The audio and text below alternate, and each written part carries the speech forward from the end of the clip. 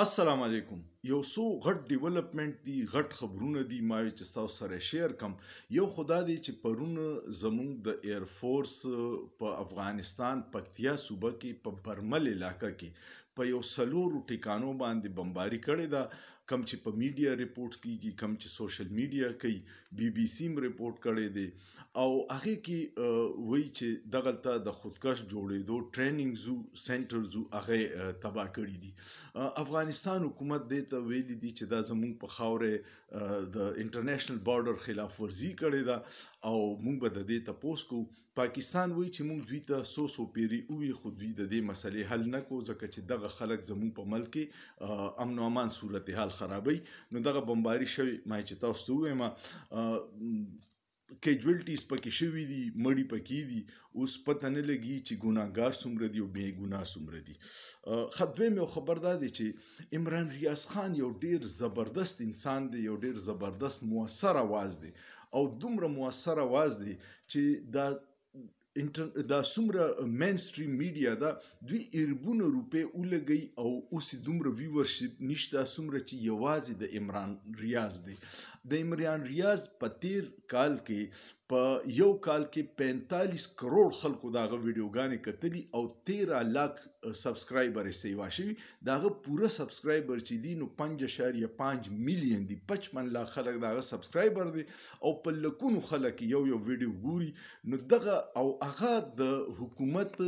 یا د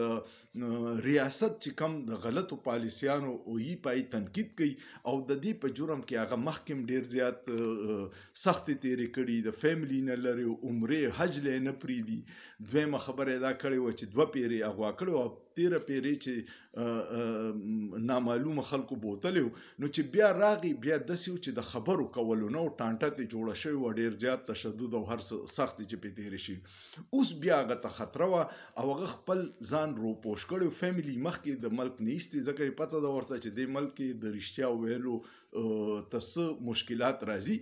نو خلک وایي چې دې په شمالي علاقه جات کې او هلته کې م ورپسې بیا خلک رسېدلي دي نامعلوم. نو چې ده ته پته ولګېده د فوري د هغې ځای نه ځان شفت کو. پای کې ده ته تکلیف وموشو، خپې مې هم زخمي شوي ځکه چې پیدل په ځنګل کې یو ورځ وتلې، 2 ورځې ده بالکل اطلاع نه وایي چاته. خو پرون یو ویلاګ راغی او هغې کې چې تاسو وګورئ ویلاګ نو شاته توره کپړه لګېدلې ده لکه چېرته په ډېر بې سر و سامانۍ په ځای کې ویډیو ریکارډ کوي او هغه دا ووایي چې عزت او ذلت ورکولو ذات یو الله دی،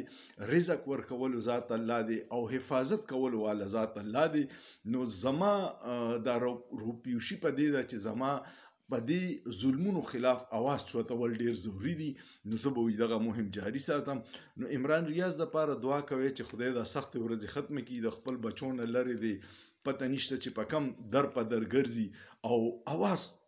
چوتئ د دې ظلم خلاف، د بې انصافۍ خلاف، د ملک چې چا لوټ کړی دی د هغوی خلاف، ځکه چې هغه په یو نظریه ولاړ دی او د ملک سره ډیر وفادار صحافي دی. تاسو د هغه د رای سره اختلاف یا اتفاق کولی شئ خو هغه یو ډیر جنون آواز دی. دریم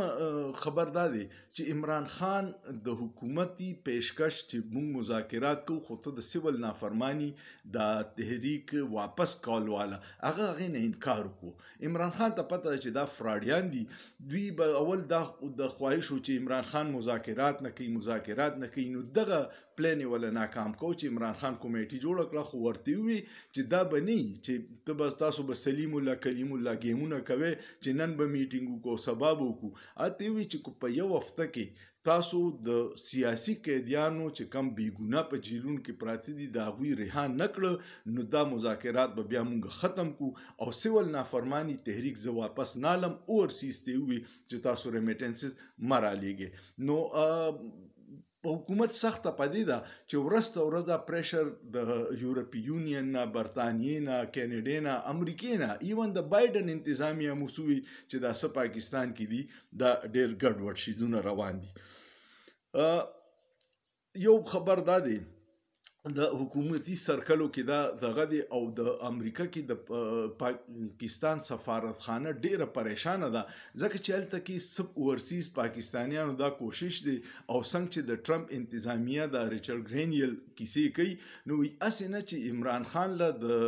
ټرمپ د تقریب حلف برداري دعوت رانشي نو دغه رکاولو د پاره حکومت ډیر پریشان دي چې کو دا وشو نو بیا به موږ سکو دی وخت کې د پاکستان سفارتکار چې دی هر ځای ډیر پریشان دي ځکه چې ملټری کورټ فیصله او د 26 نومبر په سیویلین باندې د ګولې چلولو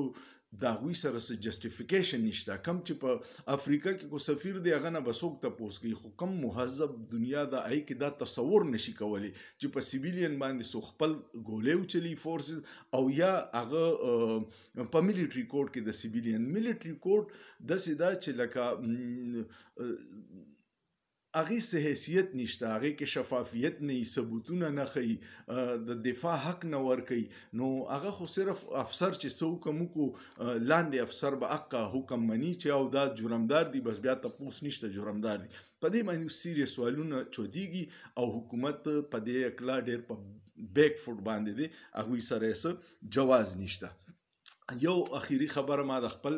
ځان د پاره کوله زما غبل د ټیک ټاک آی ډي و پای باندې 2.5 لکه فالوورز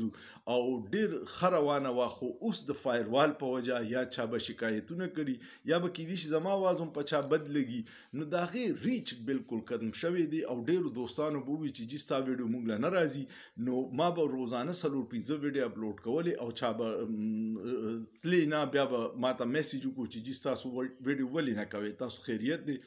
نوې آی ډي می جوړ کړه نو هغه ډیره تیز روانه شو او هغه کې می دوه ویډیو ورکړې د شوکت خانم هسپتال د فند ریزینګ د پاره کم چې کراچۍ کې جوړیږي او تعمیراتي کام ته د پیسو ضرورت او کنستراکشن ته او عمران خان پاډیال جیل کې ویلې وي نو زه لاړم هغه شوکت خانم هسپتال پېښور ته او د هغې د بهر نه مې دوه ویډیو کړې وي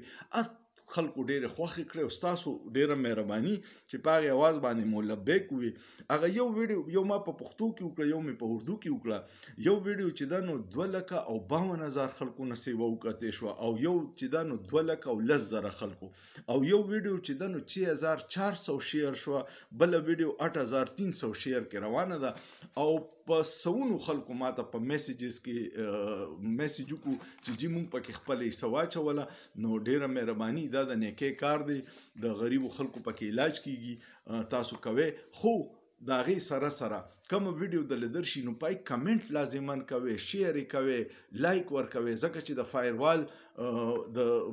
بدقسمتانه یو آی ډي زما ریچ ختم شو چې دا را لوس چرته بند نه کی کو تاسو خوخی چې زه आवाज تاسو ته زما د رسی نو دا تعاون کوي چې ویډیو باندې کمنټ لازمان کوي او شیر کوي ډیره مهرباني امید لرم چې تاسو به ویډیو خوښ شي کو ویډیو مو خوښ شو کمنټ وکړئ لایک وکړئ شیر وکړئ او سوچ پیو کې په سوچ کې څه ګناه نشته